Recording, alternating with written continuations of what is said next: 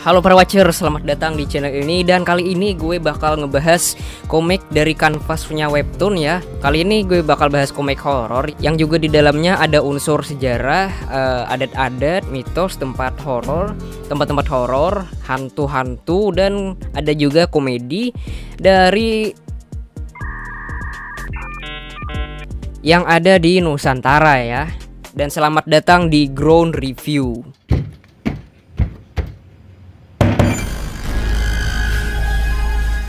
Nah, seperti yang sudah gue singgung tadi, komik ini tidak berfokus pada satu daerah saja cuy, melainkan seluruh Nusantara ya. Nah, komik ini berjudul Nusantara Horror Story. Kita singkat saja jadi NHS ya. Komik ini memiliki rating yang sangat bagus. Ratingnya itu 9,83 cuy. Hampir sempurna ya. Komik ini dibuat oleh Ichigo Kun. Instagramnya gue nggak nemu ya, nggak ada juga dikasih tahu di komiknya itu Instagramnya itu apa ya. Kalian bisa baca komik ini di webtoon, di aplikasi webtoon di bagian kanvasnya ya. Biasanya nangkring aja nih komik di top 3 ya. Nah, soal kapan terbitnya gue kurang tahu juga coy. Terserah autornya nih kapan terbitnya. Kalau autornya sibuk, komiknya tuh nggak terbit coy. Malah beberapa bulan ada nggak terbit gitu, karena autornya itu sibuk. Dan juga ini komiknya masih di kanvas webtoon, jadi tidak ada tanggal pastinya cuy. Seperti yang sudah gue singgung tadi ya, komik ini bercerita tentang cerita horor, kisah-kisah horor yang ada di Nusantara ya. Dan NHS ini berformat episodik ya adik-adik. Ya gini maksudnya, di setiap episodenya itu mengandung cerita yang berbeda-beda ya, dan gak berhubungan dengan episode lainnya. Contohnya ya, episode 33 itu bercerita tentang satu Suro. Dan episode berikutnya nih, yakni episode 34 itu bercerita tentang Belot cuy. Dan begitu pula episode lainnya. Dan juga ada episode yang panjang gitu, yang memakan 3 episode satu cerita ya. Karena cerita yang dibawakannya tuh lumayan panjang. Nah, NHS ini memiliki art style yang bisa gue bilang biasa aja ya. Tapi seiring berjalannya waktu, autornya si Ichigon ini improve gitu dalam segi art style. Dari yang dulunya kayak gini, sekarang jadi kayak gini coy. Itu yang paling baru ya. Saat pertama kali gue lihat art style komik ini ya, gue seketika flashback gitu ke masa gue zaman membaca buku komik pas SD yang gue beli di paman-paman mainan gitu. Jadi itu sekaligus menjadi alasan gue ya buat membaca komik ini. Jadi tertarik gitu. Art stylenya mirip sama buku komik yang gue baca pas waktu SD. Nah, bagaimana dengan cerita yang dibawakan? Berhubung ini merupakan komik horor ya, kita pasti mencari kehororannya cuy, mencari vibes horor gitu dalam komik ini. Nah, komik ini bisa gue bilang cukup dapat membangun vibes horornya ya di berbagai cerita seperti komik horor lainnya. Ichigo Kun ini dapat membuat kita para pembaca merasa merinding, bahkan kaget kadang-kadang. Jadi kalian jangan scroll kecepatan ya. Barangkali ada si Pochi di panel terakhir ya. Biasanya nggak selalu di panel terakhir sih, tapi keseringan di panel terakhir coy. Oh iya, si Pochi itu pocong ya. Pocong yang sering nongol di panel terakhir, mengingatin kita buat klik like, komen, sama favorit ya, tambah ke favorit. Dan gue juga baca di kolom komentar banyak juga yang kaget sama pocong ini. Jadi kalian kalau suka kaget gitu jangan terlalu cepet gitu scrollnya ya. Nah, komik ini memiliki plot yang sangat ringan. Kalian tuh gak usah mikir gitu membaca komik ini, tinggal baca aja gitu. Plotnya tuh ringan banget. Kalian pasti ngerti lah alurnya ya tanpa mikir. Dan juga di akhir panel itu biasanya ada ini ya, trivia atau fakta-fakta menarik mengenai cerita yang dibawakan di episode itu ya. Selanjutnya gue bakal menceritain salah satu episode dari komik ini coy, sebagai gambaran lah ya buat kalian komik ini tuh kayak gimana sih. Oke, episode yang bakal gue ceritain episode 32 aja ya, dengan judul Satu Suro. Nah, pada tanggal 11 September dan hari itu merupakan malam Satu Suro. Ada seorang pemuda, kita panggil aja Dadang. Nah, saat itu Dadang lagi santai ya di rumahnya. Tiba-tiba dia mendengar bel rumahnya berbunyi. Dadang langsung menghampiri dan membuka pintu.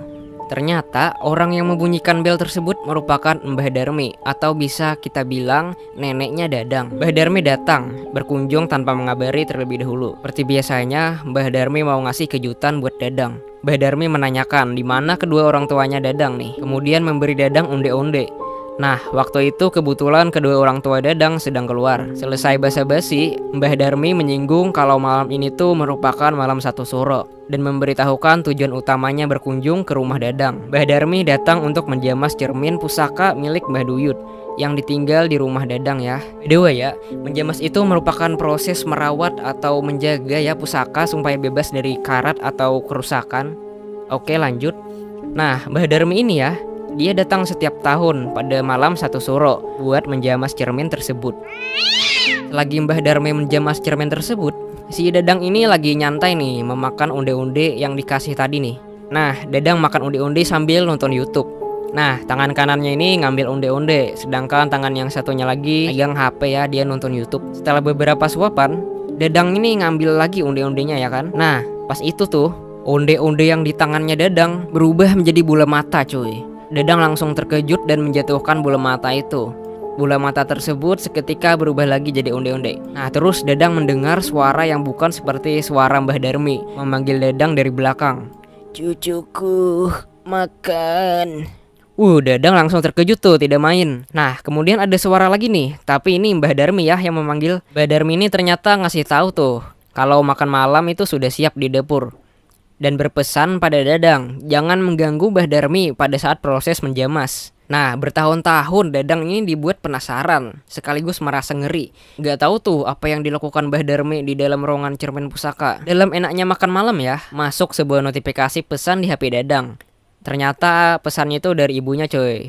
Katanya ibunya ini pulang telat ya, sekaligus mengingatkan Dadang jangan telat makan malam. Nah, Dadang membalas dong, "Gue sudah makan malam bu." Makan malamnya itu udah disiapin Mbah Darmi. Belum selesai ibunya mengetik nih, rasa penasaran Dadang yang bertahun-tahun ditumpuk akhirnya tidak tertahankan lagi coy. Dadang langsung pergi dong buat ngintip kegiatan Mbah Darmi, berpikir kalau sekali aja itu nggak ngaruh coy. Nah, dalam ruangan cermin tersebut terlihat Mbah Darmi menatap cermin pusaka tersebut ya dengan tajam. Namun Mbah Darmi langsung sadar kalau Dadang itu sedang ngintip dia ya. Mbah Darmi nanya dong perihal apa yang sedang dicari Dadang, dan menyinggung bahwa Mbah Darmi sudah memperingatkan Dadang untuk jangan ganggu Mbah Darmi. Ketika Mbah Darmi langsung berpaling dan terlihat sosok Mbah Darmi namun sudah di-buff dan berubah menjadi menyeramkan ya, tapi seketika sosok seram tersebut langsung menerkam Dadang. Tidak tahu menahu bagaimana nasib si Dadang selanjutnya ya, gak dikasih tahu kita cuy. Sekali lagi notifikasi pesan masuk ke HP Dadang, berisi pesan ibunya yang sudah selesai mengetik, bertanya Mbah Darmi siapa. Dan ibunya Dadang ini menyatakan bahwa Mbah Darmi sedang kritis dan dirawat di rumah sakit. Ternyata itu bukan Mbah Darmi yang sesungguhnya ya. Oke, itu salah satu cerita yang disajikan komik ini ya. Gak hanya horor, kalian juga bisa menemukan unsur komedi di sini coy. Komedi yang disajikan itu kebanyakan jokes receh, jokes bapak-bapak, jokes wota juga ada, karena ya autornya ini bisa dibilang wota ya, wota keras. Jadi singkatnya wota itu kayak wibu ya, tapi mereka mengidolakan idol. Nah itu bedanya. Komik ini nggak mempunyai karakter yang tetap, mengingat komiknya ini nggak bersambung ceritanya coy. Setiap episodenya tuh beda-beda ya kan. Jadi karakter utama atau karakter sampingannya tuh juga beda-beda. Jadi ini bisa dibilang ya kekurangan komiknya. Salah satu kekurangan komiknya, karena biasanya kita sering menemui komik yang serupa namun memiliki karakter yang tetap. Contohnya itu Sepulang Sekolah, Draco Diare, Si Ocong, itu ceritanya beda-beda coy, tapi karakter-karakternya itu sama.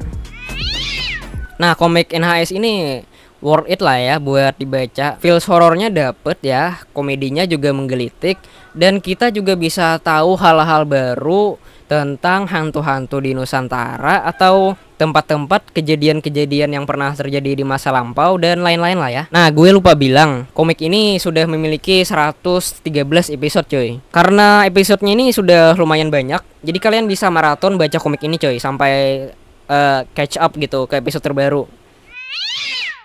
Oke, mungkin itu saja buat pembahasan kali ini. Gue sangat respect banget kepada kalian.